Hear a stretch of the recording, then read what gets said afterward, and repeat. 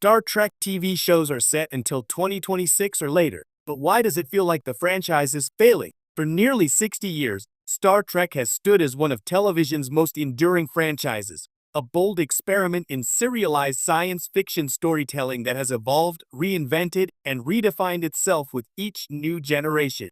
From Captain Kirk's 5-year mission to Michael Burnham's journey into the 32nd century, the franchise has never lacked ambition or longevity. And yet, in 2025, despite Paramount having multiple shows already locked into schedules through 2026 and beyond, there is a growing sense among fans and critics alike that the modern era of Star Trek feels less like a thriving cultural giant and more like a brand teetering on fatigue. The paradox is striking. Star Trek has never had more television hours in production at once, and yet its fandom and cultural influence seem fractured, quieter, and more skeptical than they should be.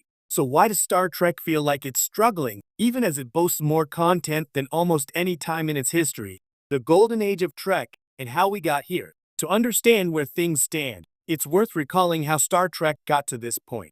The so-called golden age of Trek in the 1990s was an era defined by consistency and interconnectedness. At one point, Star Trek, The Next Generation, Deep Space Nine, and Voyager overlapped, with Enterprise launching shortly after. Films starring both the original series and TNG casts helped fuel mainstream awareness. Even if fans debated quality, Trek was undeniably everywhere. Fast forward to 2017.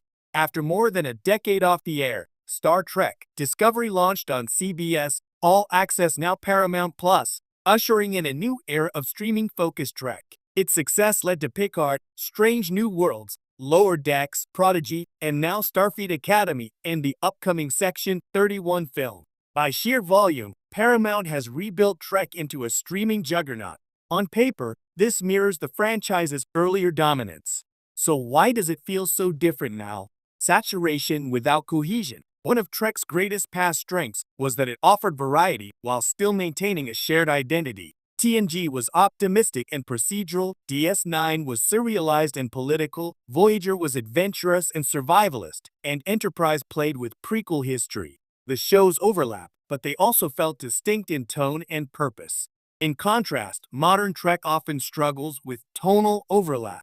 Discovery leaned into serialized mystery box storytelling, while Picard initially embraced darker deconstructions of legacy characters. Strange New Worlds returned to episodic optimism but occasionally blurred into the melodramatic arcs of its sister shows. Even animated fare like Lower Decks sometimes feels like an inside joke too self-aware for casual viewers. Instead of feeling like one grand experiment in storytelling, modern Trek often feels like scattershot attempts to keep up with broader TV trends, prestige drama, franchise spin-offs, multiverse storytelling, without fully embracing the qualities that once made it unique. The result is saturation without cohesion. Paramount's streaming gamble. Another piece of the puzzle lies in the economics. Paramount built much of its streaming platform around Star Trek, where Disney Plus leaned on Marvel and Star Wars, and Max has Game of Thrones and DC. Paramount has doubled down on Trek as its crown jewel. That means an almost relentless pressure to churn out content, sometimes at the expense of pacing, novelty, or narrative necessity. This is where the feeling of failure creeps in. Fans no longer view new Trek as a cultural event. It's just another drop in an endless content cycle. Season premieres and finales come and go without the same anticipation that once defined episodes like The Best of Both Worlds or What You Leave Behind. Trek has become ordinary. And for a franchise that once prided itself on boldly going where no one had gone before, that's perhaps the worst fate of all. Divisive fan reactions. No conversation about modern Trek can ignore the fandom itself. Star Trek has always attracted passionate debate, but in the streaming era, division has hardened into tribalism. Some fans embrace the inclusivity, diversity, and risk-taking of Discovery and Picard. Others resent the shift toward darker tones, serialized storytelling, and action-first pacing. This divide fuels an ongoing perception problem. Each new Trek release is met not with unified excitement, but with skepticism. Will this finally fix Star Trek?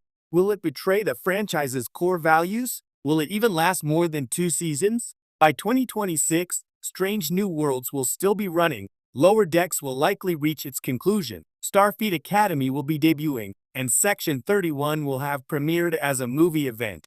Yet, even with this healthy slate, the prevailing mood online often suggests a franchise on shaky ground. Trek feels like it's in a constant state of proving itself, rather than confidently thriving. The Marvel and Star Wars problem. Another reason Trek feels diminished has less to do with Trek itself and more to do with the broader pop culture landscape.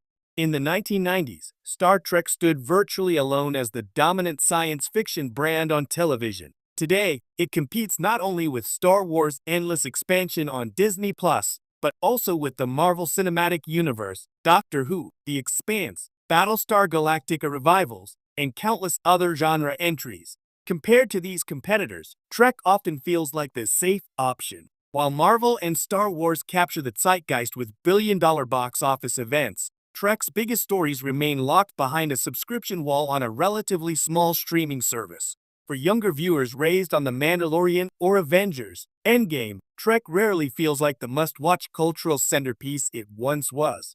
Creativity versus brand management. Perhaps the most troubling issue is how Trek sometimes feels more like brand management than storytelling. The upcoming Section 31 movie, for example, exists less because of organic narrative necessity and more because Michelle Yeoh became a breakout star and Paramount wanted to capitalize on her popularity. Similarly, Starfleet Academy feels like a strategic attempt to court a young adult audience. This isn't inherently bad. Franchises evolve with commercial needs. But when stories feel engineered to fit market strategies rather than creative inspiration, audiences notice. And when they notice, they disengage. The case for optimism. All this might paint too bleak a picture, though. The truth is that Trek is not failing so much as it is recalibrating. Strange New Worlds has been widely praised for its balance of classic episodic storytelling with modern production values. Lower Decks has built a passionate following for its sharp satire and deep love for Trek lore. Prodigy managed to introduce young audiences to Trek in a surprisingly sophisticated way. And with Section 31 and Starfleet Academy, there's still potential to expand Trek into new storytelling arenas. The franchise isn't creatively bankrupt, it's just struggling to align its ambition with audience expectations in a crowded marketplace. What Trek needs to do next. So how does Trek shake off the perception of failure and reclaim its cultural influence? A few possibilities stand out. One, eventize the storytelling again. Trek needs stories that feel big enough to matter beyond its existing fan base. Imagine a crossover event series uniting crews from multiple shows, or a miniseries tackling a galactic crisis with cultural parallels. 2, lean into optimism. While darker Trek has its place, what makes the franchise unique is its hopeful outlook. Leaning too much into dystopian tones risks blending into the crowd of other genre shows. 3, diversified distribution. Relying exclusively on Paramount Plus limits Trek's reach. Occasional theatrical releases, network specials, or co-distribution could help keep the brand in mainstream consciousness. 4, trust the storytellers. Trek thrives when creators have vision, not when shows are designed by committee. The success of DS9 and The Wrath of Khan prove that bold risks, not safe choices, make Trek last. Conclusion: Trek isn't dying, it's at a crossroads. Despite perceptions, Star Trek is not failing. It's producing content steadily through at least 2026. It has a dedicated if divided fan base, and it continues to attract new viewers in niche pockets. But it does feel smaller, less culturally vital, and more